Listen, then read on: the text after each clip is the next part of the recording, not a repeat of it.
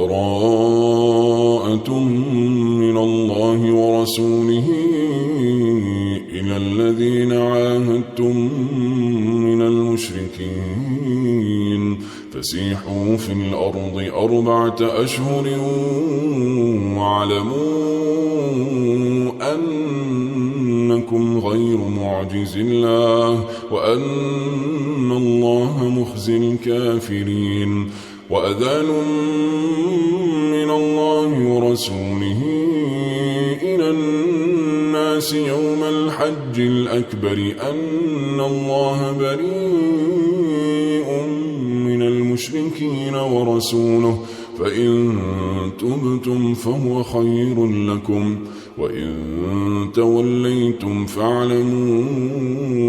أنكم غير معجز الله وبشر الذين كفروا بعذاب أليم.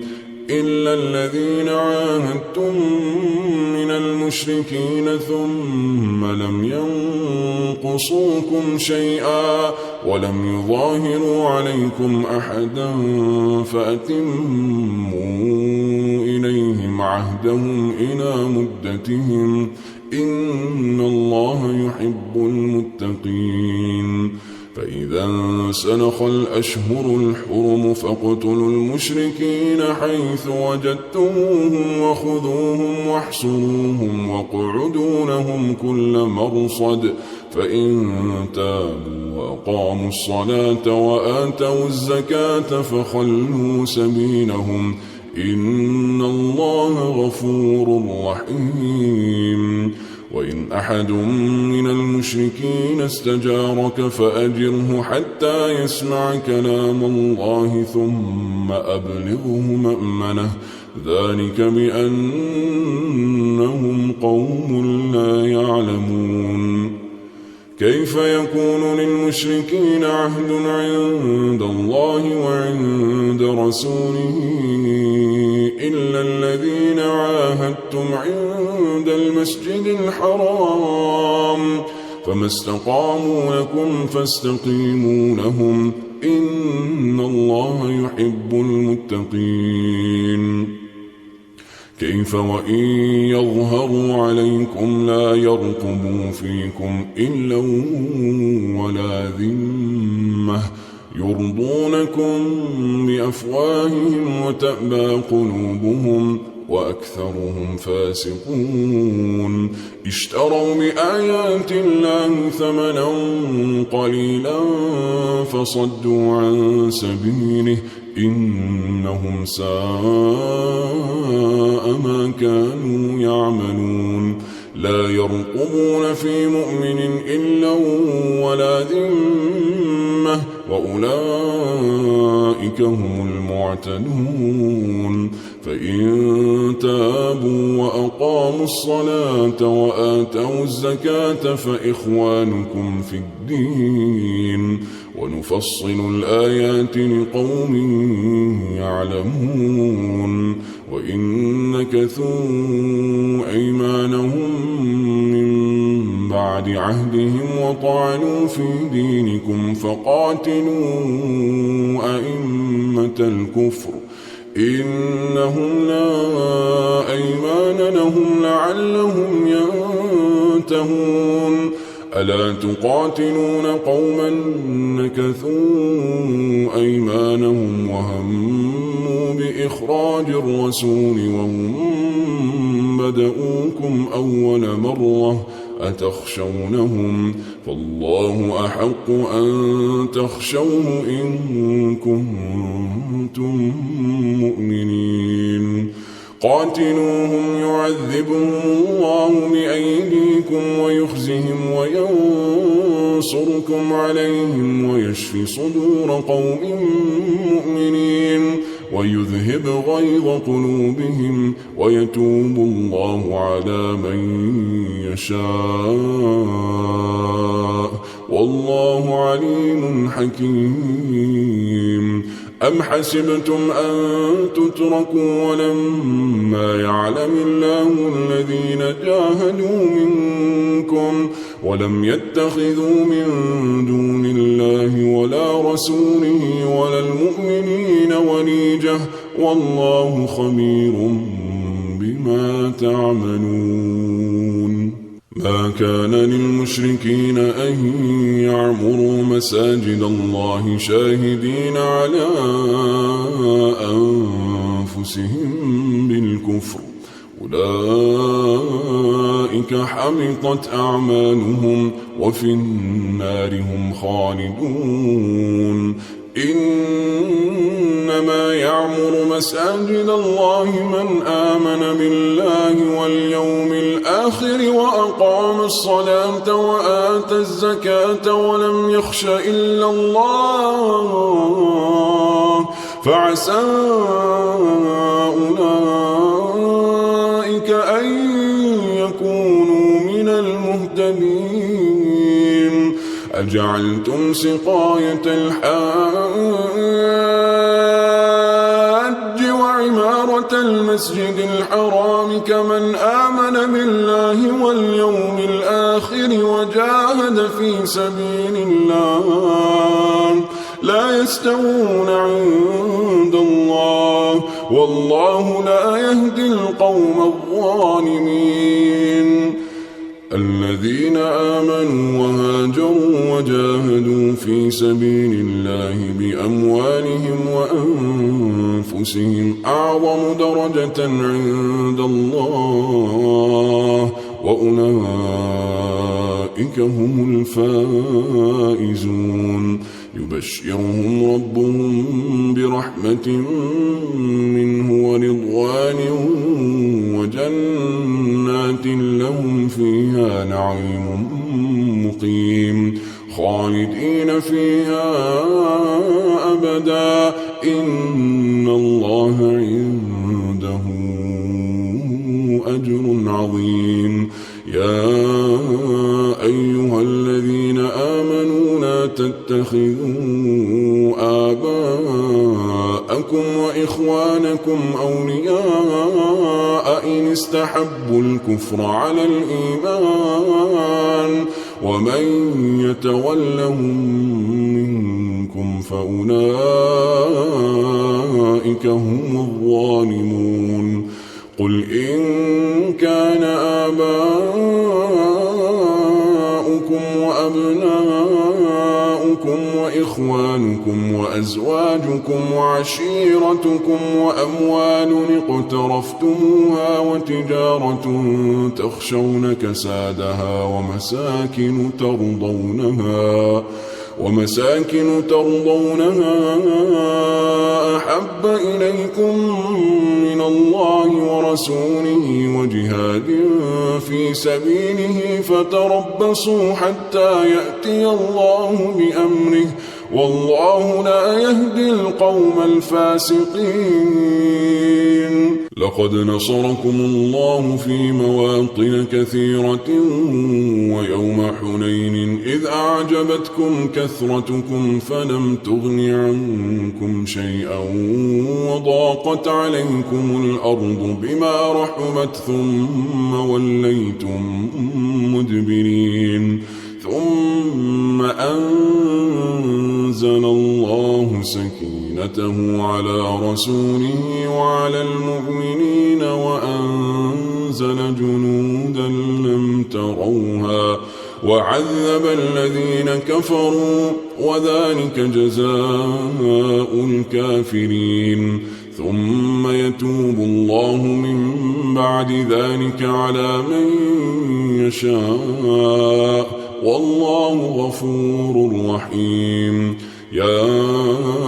أيها الذين آمنوا إنما المشركون نجس فلا يقربوا المسجد الحرام بعد عامهم هذا وإن خفتم عيلة فسوف يغنيكم الله من فضله إن شاء إن الله عليم حكيم. قاتلوا الذين لا يؤمنون بالله ولا باليوم الآخر ولا يحرمون ما حرم الله ورسوله ولا يدينون دين الحق من الذين أوتوا الكتاب حتى يعطوا الجزية عن يد وهم صاغرون.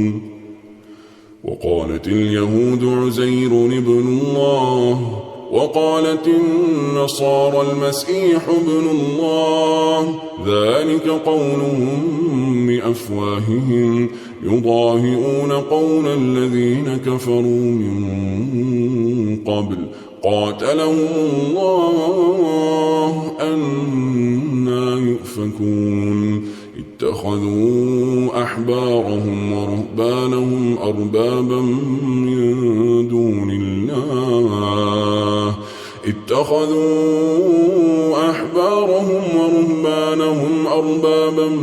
من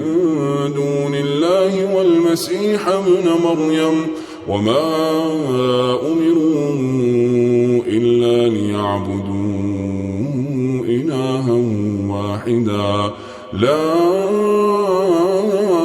إله إلا هو سبحانه عما يشركون. يريدون أن يطفئوا نور الله بأفواههم ويأبى الله إلا أن يتم نوره ولو كره الكافرون. والذي أرسل رسوله بالهدى ودين الحق ليظهره على الدين كله ولو كره المشركون. يا أيها الذين آمنوا إن كثيرا من الأحبار والرهبان ليأكلون أموال الناس بالباطل ويصدون عن سبيل الله والذين يكنزون الذهب والفضة ولا ينفقونها في سبيل الله فبشرهم بعذاب أليم يوم يحمى عليها في نار جهنم فتكوى بها جباههم وجنوبهم وظهورهم هذا ما كنزتم لأنفسكم فذوقوا ما كنتم تكنزون. إن عدة الشهور عند الله 12 شهرا في كتاب الله يوم خلق السماوات والأرض منها 4 حرم ذلك الدين القيم فلا تظلموا فيهن أنفسكم وقاتلوا المشركين كافة كما يقاتلونكم كافة واعلموا أن الله مع المتقين. إنما النسيء زيادة في الكفر يضل به الذين كفروا يحلونه عاما ويحرمونه عاما ليواطئوا عدة ما حرم الله فيحلوا ما حرم الله زين لهم سوء أعمالهم والله لا يهدي القوم الكافرين. يا أيها الذين آمنوا ما لكم إذا قيل لكم انفروا في سبيل الله اثاقلتم إلى الأرض أرضيتم بالحياة الدنيا من الآخرة أما متاع الحياة الدنيا في الآخرة إلا قليل إلا تنفروا يعذبكم عذابا أليما ويستبدل قوما غيركم ولا تضروه شيئا والله على كل شيء قدير. إلا تنفروا تنصروه فقد نصره الله إذ أخرجه الذين كفروا ثاني اثنين إذ هما في الغار إذ يقول لصاحبه لا تحزن إن الله معنا فأنزل الله سكينته عليه وأيده بجنود لم تروها وجعل كلمة الذين كفروا السفلى وكلمة الله هي العليا والله عزيز حكيم انفروا خفافا وثقالا وجاهدوا بأموالكم وأنفسكم في سبيل الله ذلكم خير لكم إن كنتم تعلمون لو كان عرضا قريبا وسفرا قاصدا لاتبعوك ولكن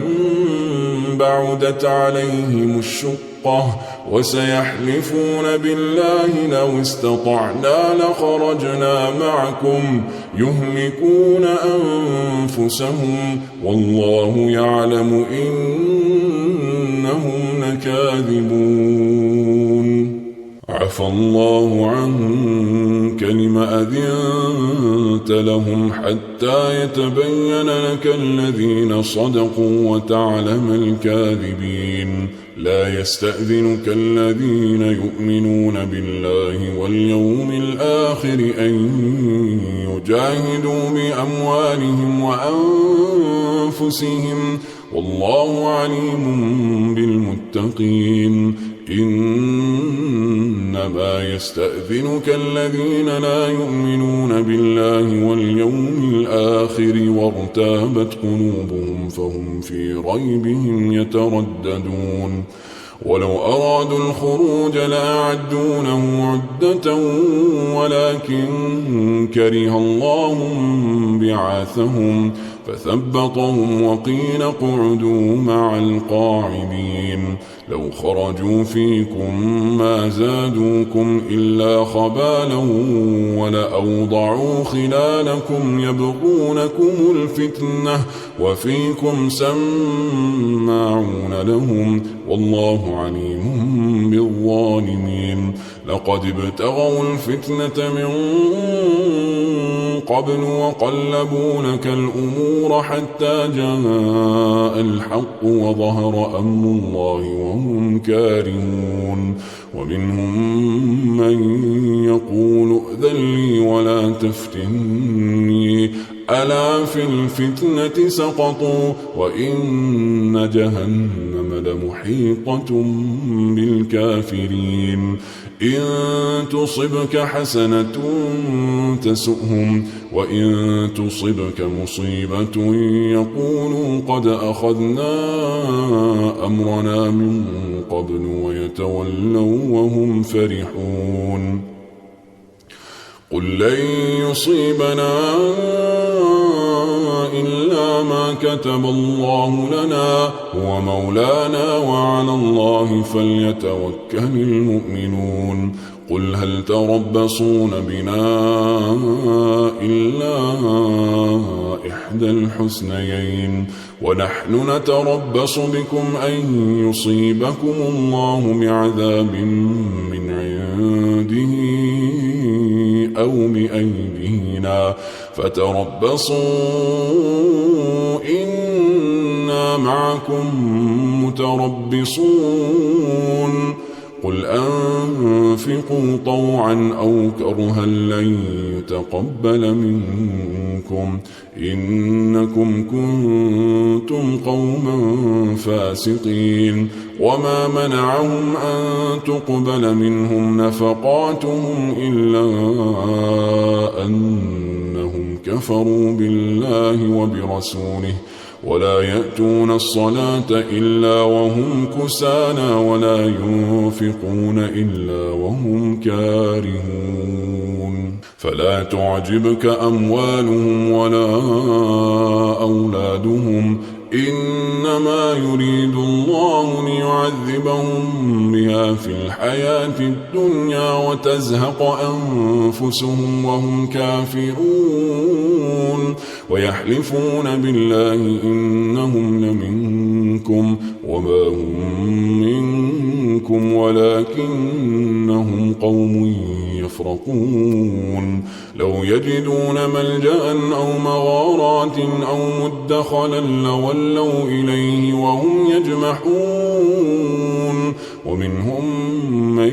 يلمزك في الصدقات فإن أعطوا منها رضوا وإن لم يعطوا منها إذا هم يسخطون ولو أنهم رضوا ما آتاهم الله ورسوله وقالوا حسبنا الله سيؤتينا الله من فضله ورسوله إنا إلى الله راغبون إنما الصدقات للفقراء والمساكين والعاملين عليها والمؤلفة قلوبهم وفي الرقاب والغارمين وفي سبيل الله وابن السبيل فريضة من الله والله عليم حكيم ومنهم الذين يؤذون النبي ويقولون هو أذن قل أذن خير لكم يؤمن بالله ويؤمن للمؤمنين ورحمة للذين آمنوا منكم والذين يؤذون رسول الله لهم عذاب أليم يحلفون بالله لكم ليرضوكم والله ورسوله أحق أن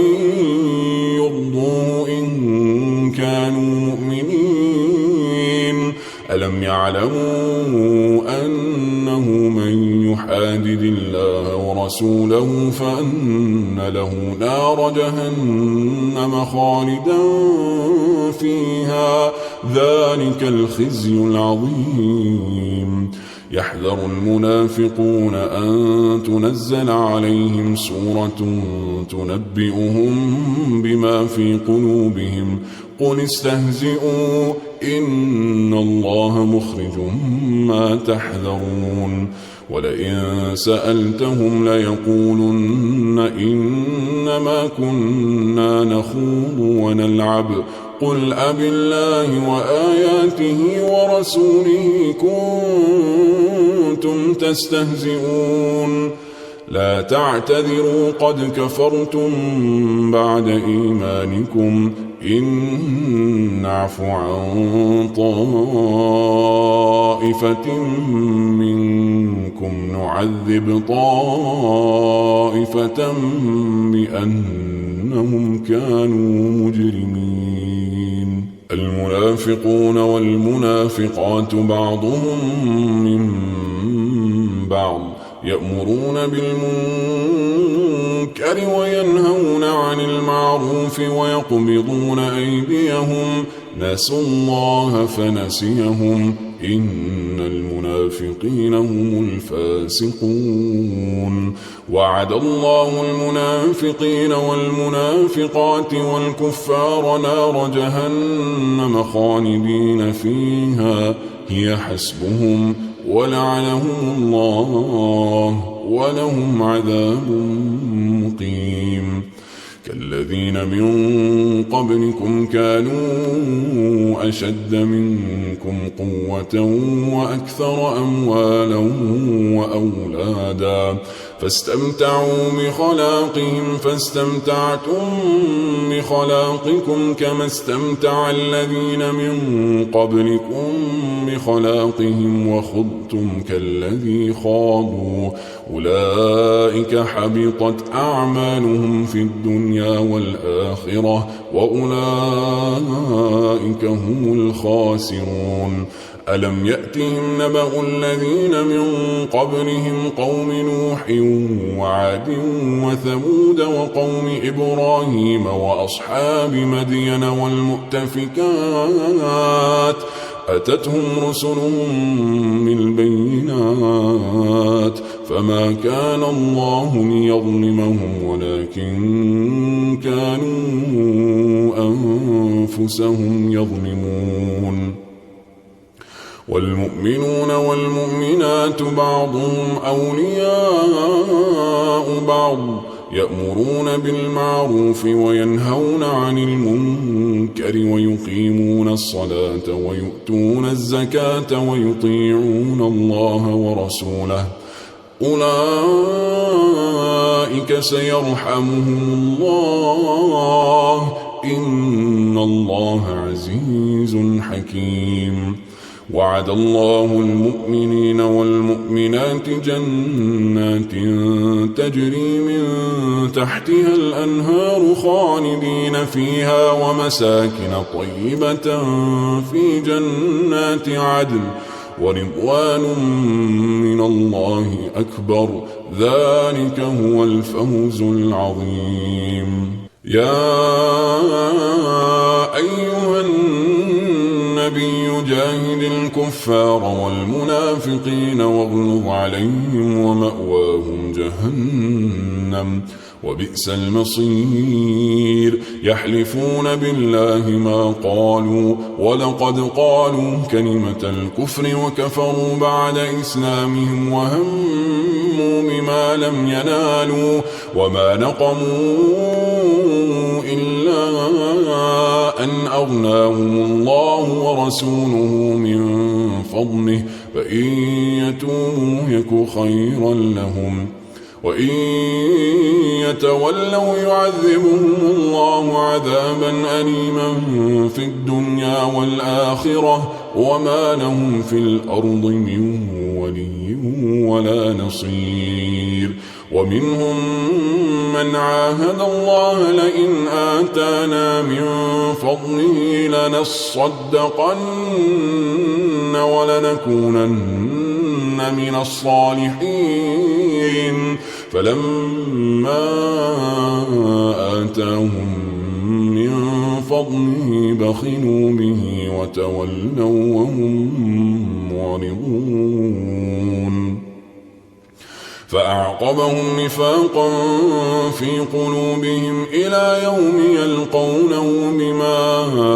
أخلفوا الله ما وعدوه وبما كانوا يكذبون. ألم يعلموا أن الله يعلم سرهم ونجواهم وأن الله علام الغيوب. الذين يلمزون المطوعين من المؤمنين في الصدقات والذين لا يجدون إلا جهدهم فيسخرون منهم سخر الله منهم ولهم عذاب أليم. استغفر لهم أو لا تستغفر لهم إن تستغفر لهم 70 مرة فلن يغفر الله لهم ذلك بأنهم كفروا بالله ورسوله والله لا يهدي القوم الفاسقين. فرح المخلفون بمقعدهم خلاف رسول الله وكرهوا أن يجاهدوا بأموالهم وأنفسهم في سبيل الله وقالوا لا تنفروا في الحر قل نار جهنم أشد حرا لو كانوا يفقهون. فليضحكوا قليلا وليبكوا كثيرا جزاء بما كانوا يكسبون. فإن رجعك الله إلى طائفة منهم فاستأذنوك للخروج فقل لن تخرجوا معي أبدا ولن تقاتلوا معي عدوا إنكم رضيتم بالقعود أول مرة فاقعدوا مع الخالفين. ولا تصل على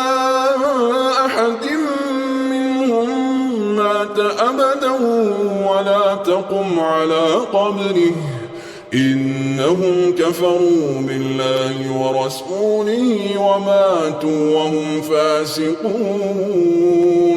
ولا تعجبك أموالهم وأولادهم إنما يريد الله أن يعذبهم بها في الدنيا وتزهق أنفسهم وهم كافرون وإذا أنزلت سورة أن آمنوا بالله وجاهدوا مع رسوله استأذنك أولو الطول منهم وقالوا ذرنا لكم مع القاعدين رضوا بأن يكونوا مع الخوالف وطبع على قلوبهم فهم لا يفقهون لكن الرسول والذين آمنوا معه جاهدوا بأموالهم وأنفسهم وأولئك لهم الخيرات وأولئك هم المفلحون أعد الله لهم جنات تجري من تحتها الأنهار خالدين فيها ذلك الفوز العظيم وجاء المعذرون من الأعراب ليؤذن لهم وقعد الذين كذبوا الله ورسوله سيصيب الذين كفروا منهم عذاب أليم ليس على الضعفاء ولا على المرضى ولا على الذين لا يجدون ما ينفقون حرج إذا نصحوا لله ورسوله ما على المحسنين من سبيل والله غفور رحيم ولا على الذين إذا ما أتوك لتحملهم قلت لا أجد ما أحملكم عليه تولوا وأعينهم تفيض من الدمع حزنا ألا يجدوا ما ينفقون إنما السبيل على الذين يستأذنونك وهم أغنياء رضوا بأن يكونوا مع الخوالف وطبع الله على قلوبهم فهم لا يعلمون يعتذرون إليكم إذا رجعتم إليهم قل لا تعتذروا لن نؤمن لكم قد نبأنا الله من أخباركم وسيرى الله عملكم ورسوله ثم تردون إلى عالم الغيب والشهادة فينبئكم بما كنتم تعملون سيحلفون بالله لكم إذا انقلبتم إليهم لتعرضوا عنهم فأعرضوا عنهم إنهم رجس ومأواهم جهنم جزاء بما كانوا يكسبون يحلفون لكم لترضوا عنهم فإن ترضوا عنهم فإن الله لا يرضى عن القوم الفاسقين الأعراب أشد كفرا ونفاقا وأجدر ألا يعلموا حدود ما أنزل الله على رسوله والله عليم حكيم ومن الأعراب من يتخذ ما ينفق مغرما ويتربص بكم الدوائر عليهم دائرة السوء والله سميع عليم ومن الأعراب من يؤمن بالله واليوم الآخر ويتخذ ما ينفق قربات عند الله وصلوات الرسول ألا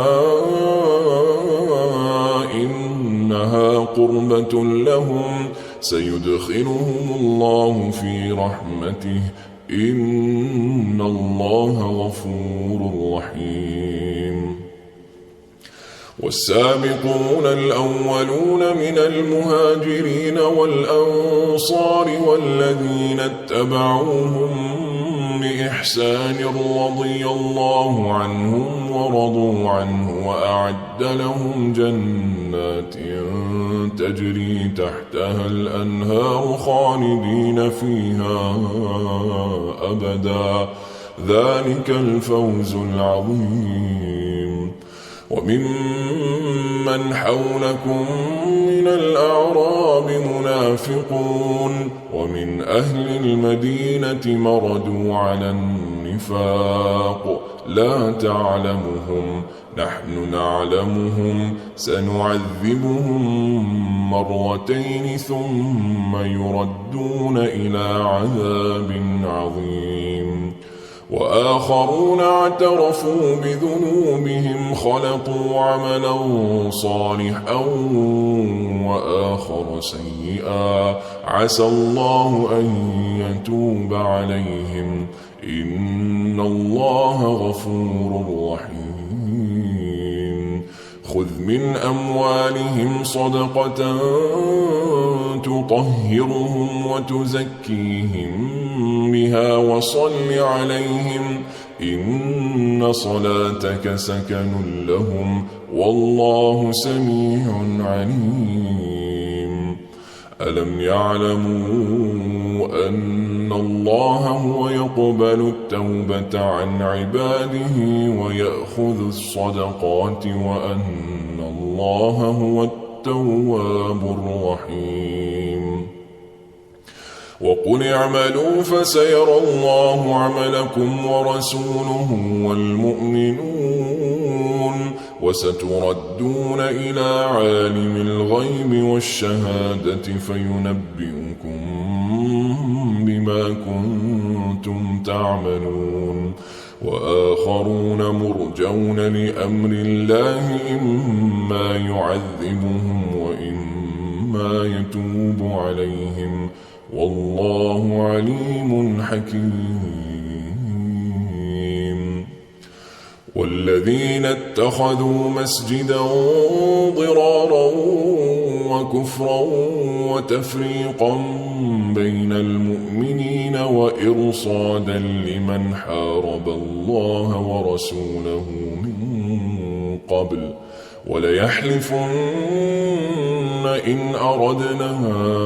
إلا الحسنى والله يشهد إنهم لكاذبون لا تقم فيه أبدا لمسجد أسس على التقوى من أول يوم أحق أن تقوم فيه رجال يحبون أن يتطهروا والله يحب المطهرين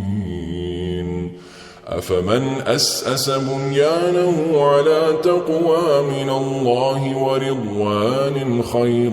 أم من أسس بنيانه على شفا جرف هار فانهار به في نار جهنم والله لا يهدي القوم الظالمين لا يزال بنيانهم الذي بنوا ريبة في قلوبهم إلا أن تقطع قلوبهم والله عليم حكيم إن الله اشترى من المؤمنين أنفسهم وأموالهم بأن لهم الجنة يقاتلون في سبيل الله فيقتلون ويقتلون وعدا عليه حقا في التوراة والإنجيل والقرآن ومن أوفى بعهده من الله فاستبشروا ببيعكم الذي بايعتم به وذلك هو الفوز العظيم. التائبون العابدون الحامدون السائحون الراكعون الساجدون الآمرون بالمعروف والناهون عن المنكر والحافظون لحدود الله وبشر المؤمنين. ما كان للنبي والذين آمنوا أن يستغفروا للمشركين ولو كانوا أولي قربى من بعد ما تبين لهم أنهم أصحاب الجحيم. وما كان استغفار إبراهيم لأبيه إلا عن موعدة وعدها إياه فلما تبين له أنه عدو لله تبرأ منه إن إبراهيم لأواه حليم. وما كان الله ليضل قوما بعد إذ هداهم حتى يبين لهم ما يتقون إن الله بكل شيء عليم. إن الله له ملك السماوات والأرض يحيي ويميت وما لكم من دون الله من ولي ولا نصير. لقد تاب الله على النبي والمهاجرين والأنصار الذين اتبعوه في ساعة العسرة من بعد ما كاد يزيغ قلوب فريق منهم ثم تاب عليهم إنه بهم رءوف رحيم. وعلى الثلاثة الذين خلفوا حتى إذا ضاقت عليهم الأرض بما رحبت وضاقت عليهم أنفسهم وظنوا أن لا ملجأ من الله إلا إليه ثم تاب عليهم ليتوبوا إن الله هو التواب الرحيم. يا أيها الذين آمنوا اتقوا الله وكونوا مع الصادقين. ما كان لأهل المدينة ومن حولهم من الأعراب أن يتخلفوا عن رسول الله ولا يرغبوا بأنفسهم عن نفسه ذلك بأنهم لا يصيبهم ظمأ ولا نصب ولا مخمصة في سبيل الله ولا يطؤون موطئا يغيظ الكفار ولا ينالون من عدو نيلا إلا كتب لهم به عمل صالح إن الله لا يضيع أجر المحسنين. ولا ينفقون نفقة صغيرة ولا كبيرة ولا يقطعون واديا إلا كتب لهم ليجزيهم الله أحسن ما كانوا يعملون. وما كان المؤمنون لينفروا كافة فلولا نفر من كل فرقة منهم طائفة ليتفقهوا في الدين ولينذروا قومهم إذا رجعوا إليهم لعلهم يحذرون. يا أيها الذين آمنوا قاتلوا الذين يلونكم من الكفار وليجدوا فيكم غلظة واعلموا أن الله مع المتقين. وإذا ما أنزلت سورة فمنهم من يقول أيكم زادته هذه إيمانا فأما الذين آمنوا فزادتهم إيمانا وهم يستبشرون وأما الذين في قلوبهم مرض فزادتهم رجسا إلى رجسهم وماتوا وهم كافرون. أولا يرون أنهم يفتنون في كل عام مرة أو مرتين ثم لا يتوبون ولا هم يذكرون. وإذا ما أنزلت سورة نظر بعضهم إلى بعض هل يراكم من أحد ثم انصرفوا صرف الله قلوبهم بأنهم قوم لا يفقهون. لقد جاءكم رسول من أنفسكم عزيز عليه ما عنتم حريص عليكم بالمؤمنين رؤوف رحيم. فإن تولوا فقل حسبي الله لا إله إلا هو عليه توكلت وهو رب العرش العظيم.